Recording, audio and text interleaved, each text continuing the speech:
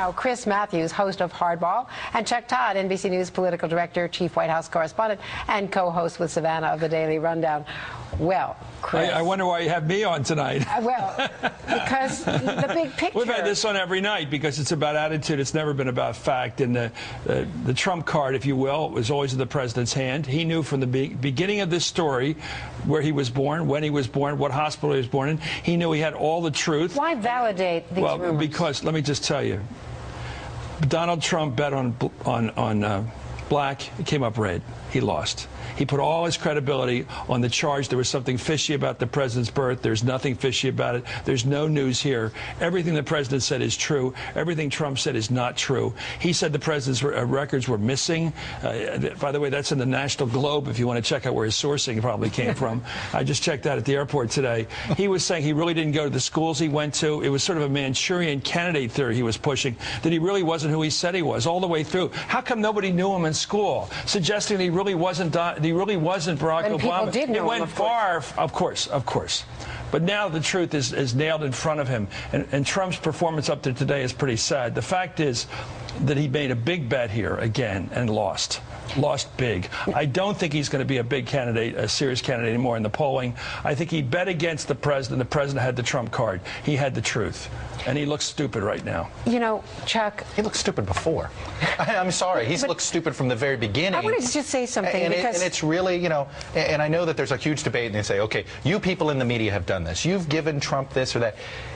Look, there's a lot of guilt to go around. All right, we'll on talking about this issue. Well, the president suggested today. The president laid it on the media, but you cannot starve. And the problem is, you have this two debates, and we have it internally all the time. You and I have had these debates. We have them with our bosses up in New York. You and I've had these. I don't have a debate because I think there's a lot of attitude. But it's never been. No, I understand on this issue, but I'm talking about various stories. How do you play it? How do you cover it? When you cover a story, when do you starve a story? When do you say no? Our job is to sometimes not say that you're guilty until proven innocent. But when half the Republican field says that they believe this nonsense. Let me tell you why. That's exactly it. This has been informative about the attitudes of some people in this country who can't accept Barack Obama as president. Yes, it's been sort of a roach motel. A lot of African Americans feel as if this is a racist charge. Of course they do. It's not just African Americans. I've got to tell you that the people writing to me and the people tweeting to me, they think they are obviously missing the irony, the sarcasm, and everything else that we've been doing here for the last couple of months.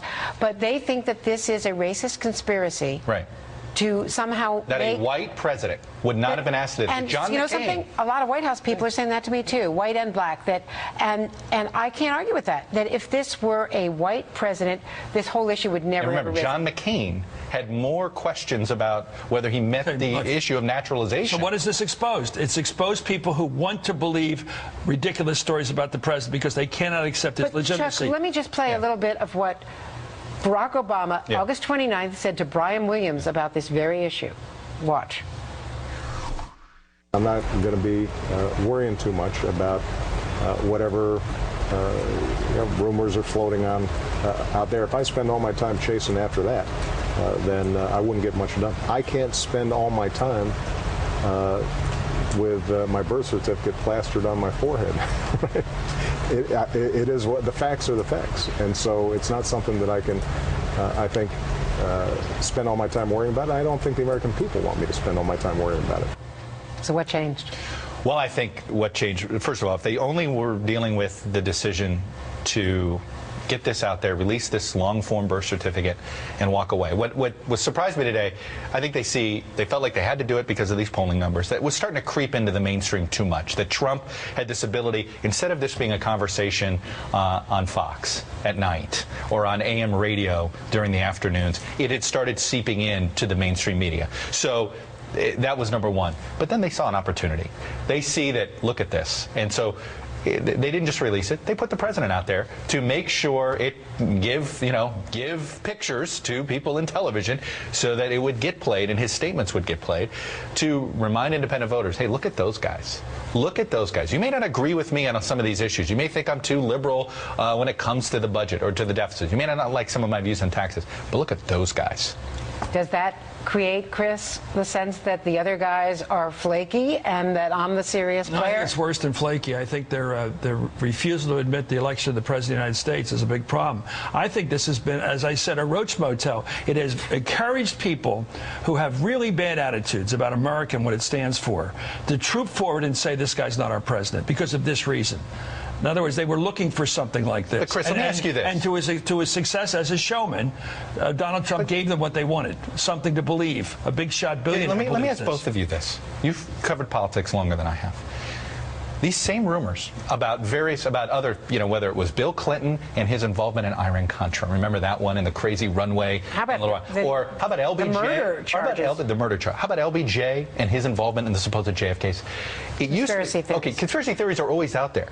This one jumped into the mainstream. It jumped the shark. Yes. Well, no, but it jumped into the mainstream. Because elected officials who have some authority or power, rather, or elected officials, were saying it's true. And they wouldn't walk away. The only guy who deserves some credit today would be Mitt Romney, who's, he's not Mr. Excitement. But from the minute this was put to him a couple of weeks ago, he said, there's nothing to it, drop it. He didn't play the game they all play, which is, well, I do have some questions, or all these sort of... Take him at his word. That one is always like, you're like, what are you saying that for? He said the guy's an American.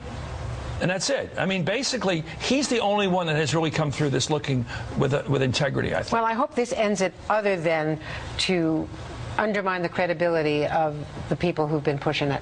Chris Matthews. I think so. Thank you. Thank you for your passion. I think it's finished with the people in the middle. Insight. I think your reporting's actually right. About 10 to 15% of the people in the polling had honest questions that had been raised because there's been so much ruckus about this.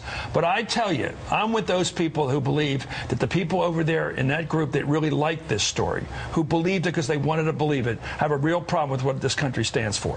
More on Hardball. Right. Thank you very much.